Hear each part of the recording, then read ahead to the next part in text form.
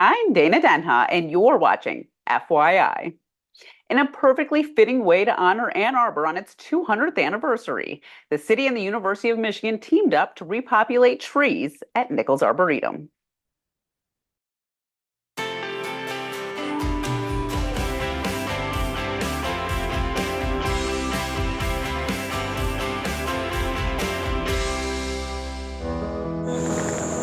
Well, we have a range, they're all native species, of course.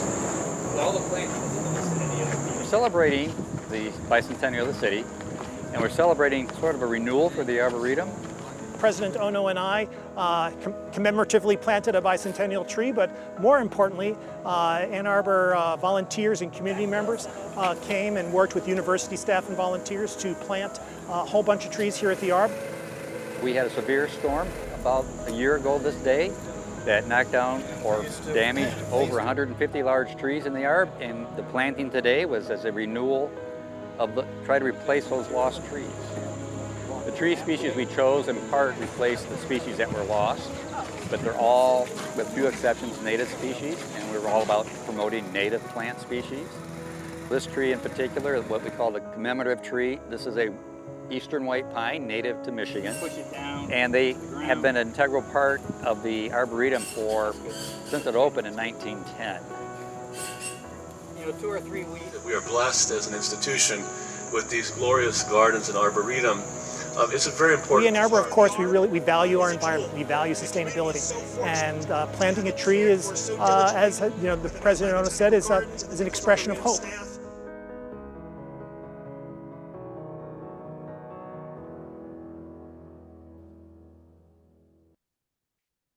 Stay tuned, and we'll be back with more in exactly 30 seconds.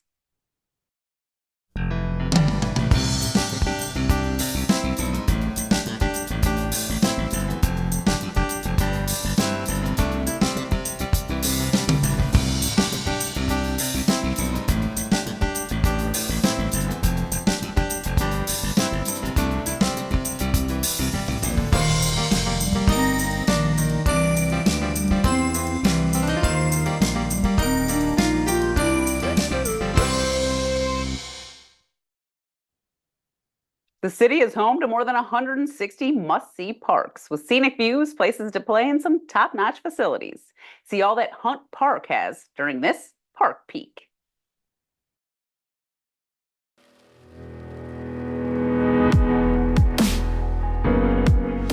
Hunt Park is a beautiful and hilly 7-acre neighborhood park that is not far from downtown. The park is off Sunset Road and just northwest of the corner of Summit Street and Main Street. Hunt Park features a great view of the downtown Ann Arbor skyline. Hunt Park offers plenty of open green space with mature trees and plenty of amenities year-round. There's a play area,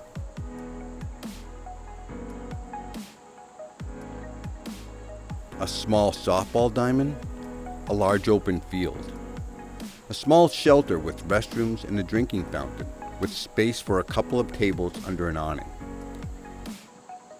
There's a basketball court and a tennis court. Benches and picnic tables are located throughout with an accessible path to the restroom and play area off Daniel Street. A great sledding area is used in the winter, along with informal cross-country skiing. Hunt is also home to community gardens, managed by Project Grow. For more information about Hunt Park and other city parks, visit a2gov.org/parks. School bells are ringing, and the roads and walkways are much busier as students flood through the hallways and get back into the groove of learning. Get back to school safety tips in this month's City Roundup.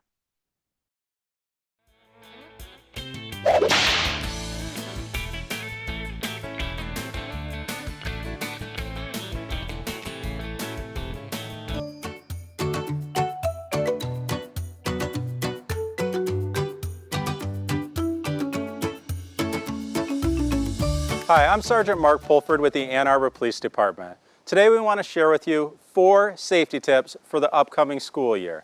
The first one is always stop. So if you're approaching a stop sign or a traffic signal, make sure you stop in advance of the crosswalk because chances are there's going to be people crossing there. The second one is stay alert.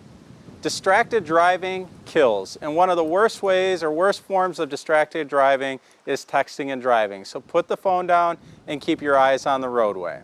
The third one is to keep your distance. There'll be a lot of school buses on the road. If you see a school bus with the lights on or the arm down, you are required to stop. You have to stop 20 feet away from the school bus, and that includes both directions. The only exception is if it's a divided highway. The fourth one is to be patient.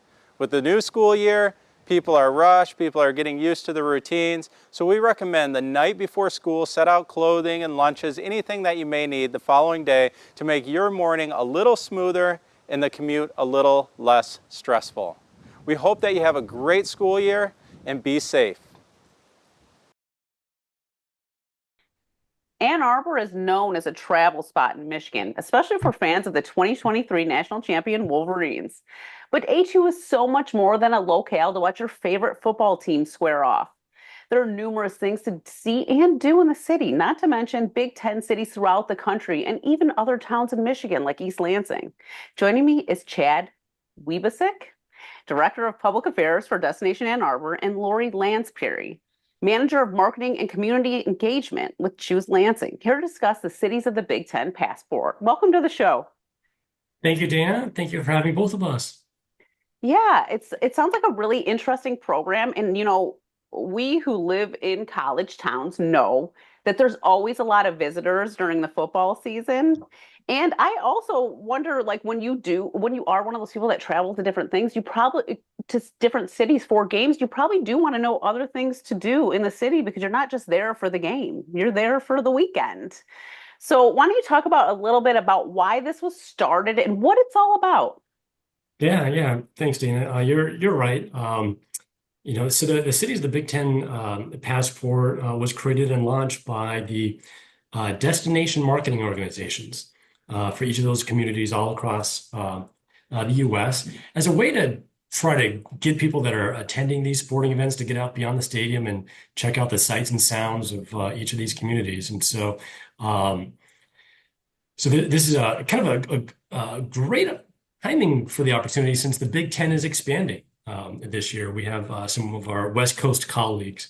And so we envision this as a way to inspire and motivate not just sports fans, but also just visitors in general and some other audiences that might be interested in just checking out what the top 10 attractions are for each of our communities.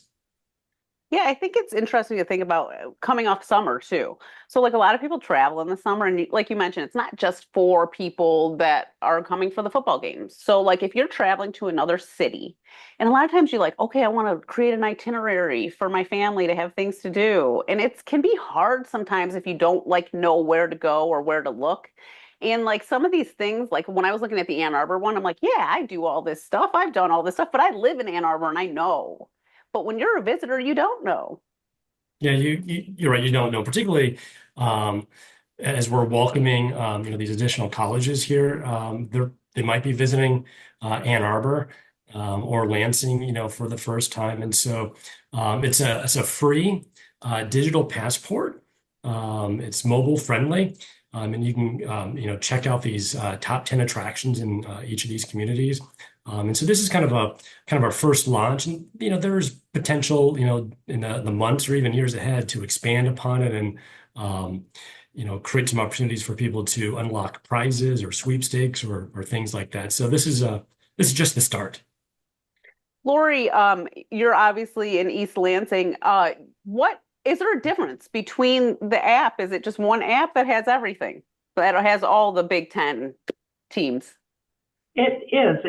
The app has all the Big Ten teams, all 18 of them now. Good grief, Yeah, it doesn't sound like a Big Ten, right? But it has all 18 destinations on there. And what's interesting is originally there's a website, citiesofthebig10.com, and they've been around for a while. And when you log in there, it has how you get the pass and how you sign up for it right at the beginning. But if you go down, each conference team has, or the destination has, like how to get there, ticket information, game day, frequently asked questions, a schedule, accommodations, things to do.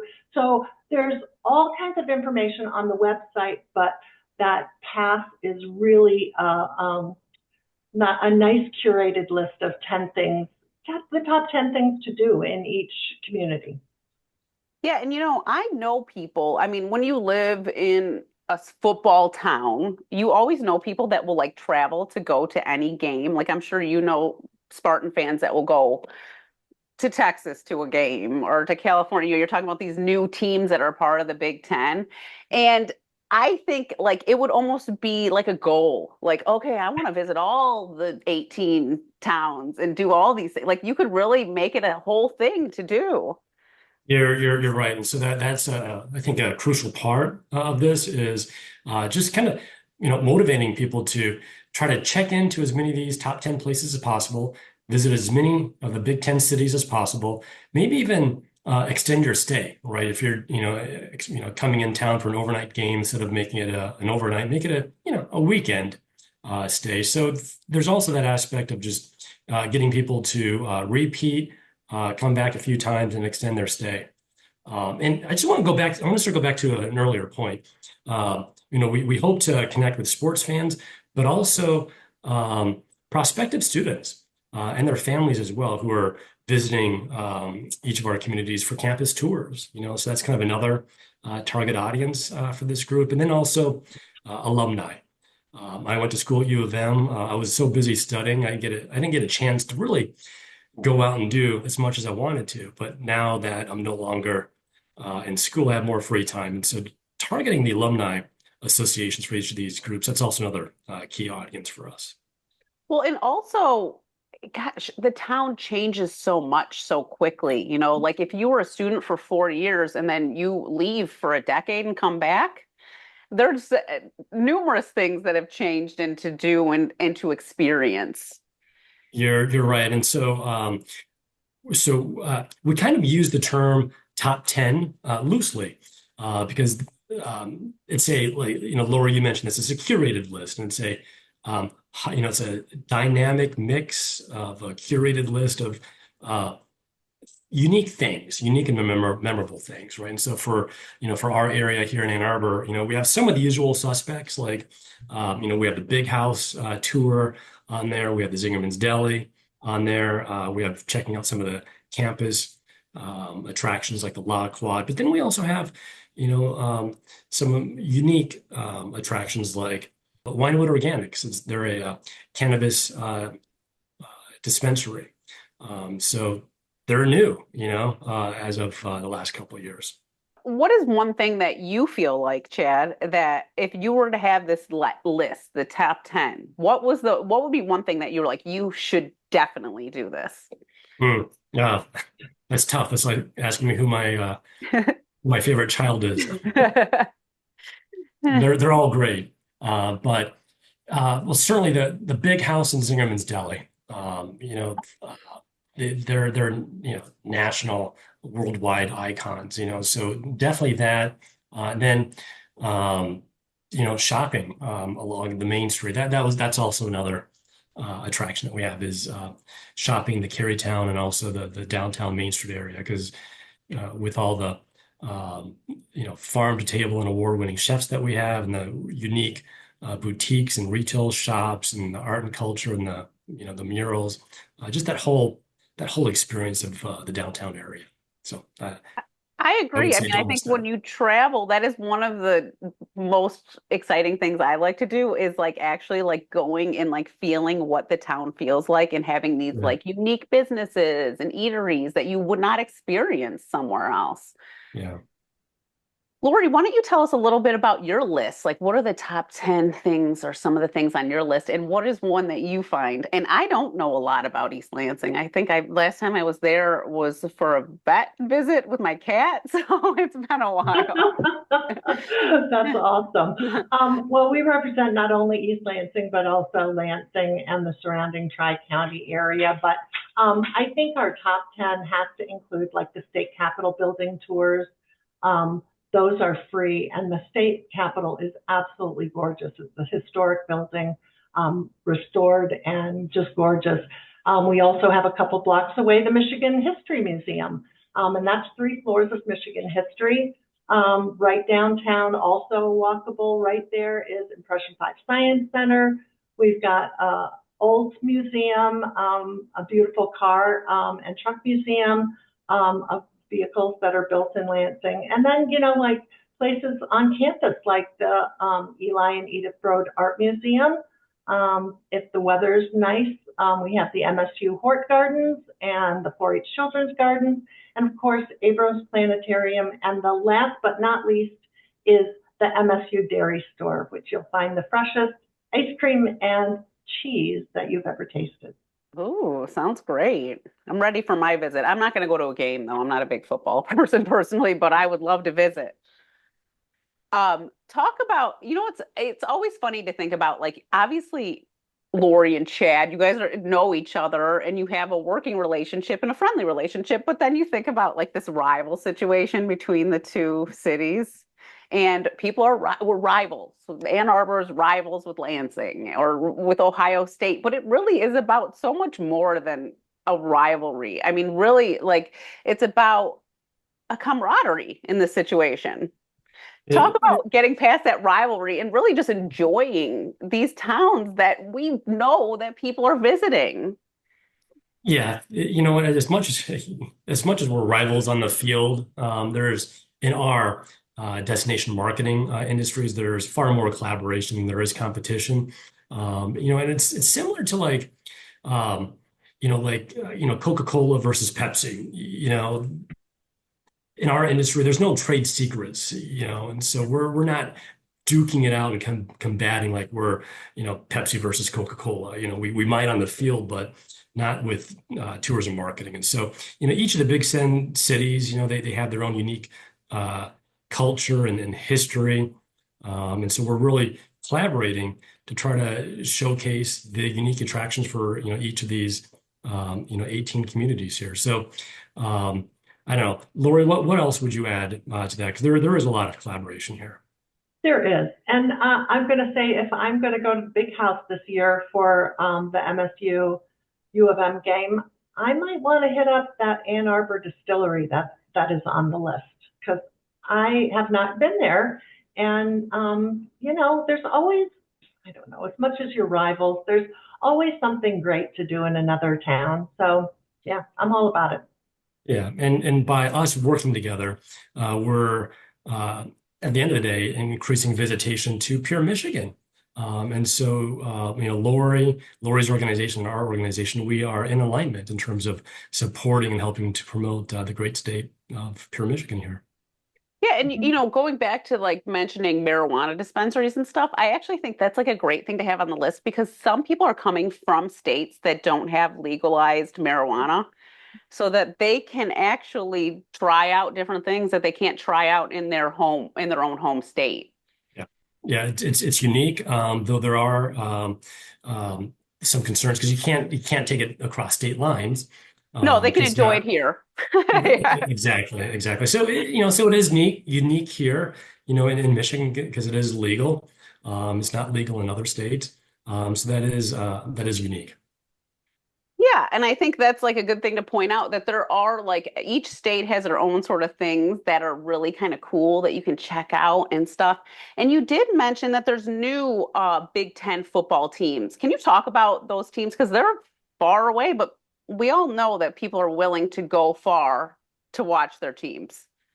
Yeah, and I think it's a great opportunity because we're going to have people coming from all across the other side of the U.S. here. And what our research shows is the further that people travel, to get to a destination, the longer they stay, and the more they spend, so they're a more lucrative visitor for our community. So we have a big game coming up with Texas. And there's going to be a big alumni association from Texas visiting here in Ann Arbor. So it's going to be a big game.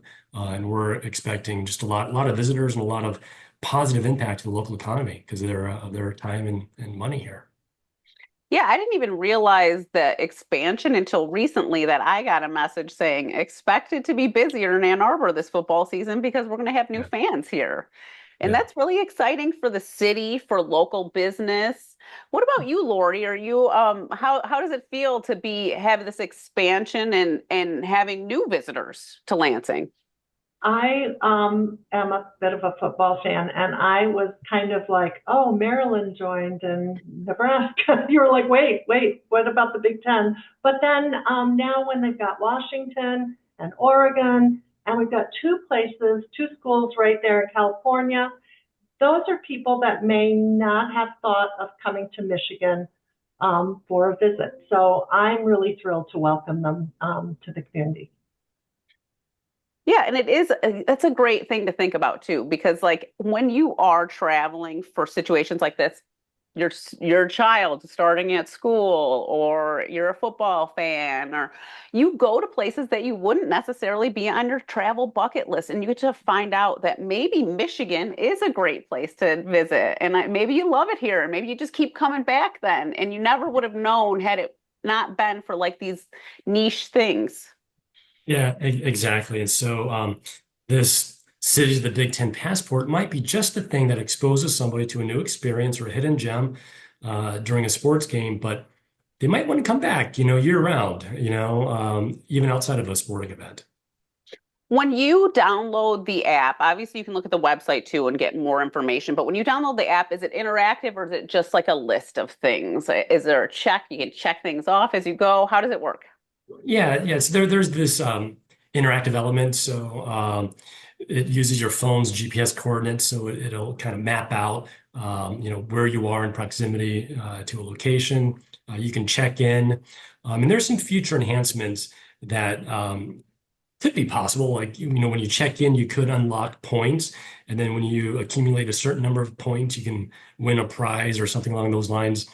That capability is not yet there because we're not there yet. This is still kind of a pilot program, but we hope to expand upon it, in the months ahead. But it's very intuitive. It's very easy. It's free. And actually, it's not, just to be a little bit technical, it's not a mobile app per se, but it's 100% mobile friendly website is essentially what it is. So, but to the user, it's seamless. You can't really tell the difference. Honestly, I prefer a mobile app or a website that is compatible to my mobile device because I don't always want to have to download an app. Oh, yeah, makes So sense. I like that aspect a little bit better because I hate when I have to like go on a website on my phone and then I'm like, oh my God, this thing's not phone compatible. And then it's Yeah, like too big and you're just trying to, it's just terrible. So I yeah, actually like that aspect of it that you don't have to go out of your way to download an app. Maybe your phone doesn't have the space or whatever, and you can just like look at a website and it's ready for you on your yeah, phone. you got it. You got it. Yeah. Well, before we go, why don't each of you take a minute and tell us why you feel like people that are coming to town or any of these Big Ten cities should get on the website and just do it. Yeah. Well, I think it's a unique way to discover some top attractions and some unique gems, in each of these communities, and it'll help people create kind of a suggested itinerary of things to do and see while they're in town to make the most of their time. Lori? I would say that this is a great list to have. Even if you're not coming for a game, you've just decided to drive through. Like I just drove to Minnesota and I checked into a couple destinations already because it was kind of on my way and I was in Madison. I wasn't sure what I was going to do. So it was nice that I got to go to the state capitol there and a couple other things. So it's just right there on your phone, a great list of all the things to do in 18 different communities. Well, yeah, I agree. Like I said before, it can be hard to travel other cities. You don't always know what to do. You're looking, you might look around and like ask friends or Google things, but then you find out later, you're like, oh man, I missed this. I didn't know about this while I was there. So it's nice to have people like you two, who obviously know a lot about the cities that you work in, to sort of be a guide to help you figure out what is the top 10 best things, and then maybe find out some more stuff as you go, Yeah. little gems while you're traveling. Yep. I want to thank you both for being on the show and telling us about this Big Ten cities of the Big Ten passport. And I am looking forward to seeing how this evolves over time. Because like you said, this is new, but it's probably going to stick. Yeah. Thank you, Dina, for having us. For more on this and other programs, visit a2gov.org/CTN. Visit youtube.com/CTN Ann Arbor to see all that we have to offer. And remember to like, subscribe, and ring that notification. Thanks for watching, and tune in next time to FYI.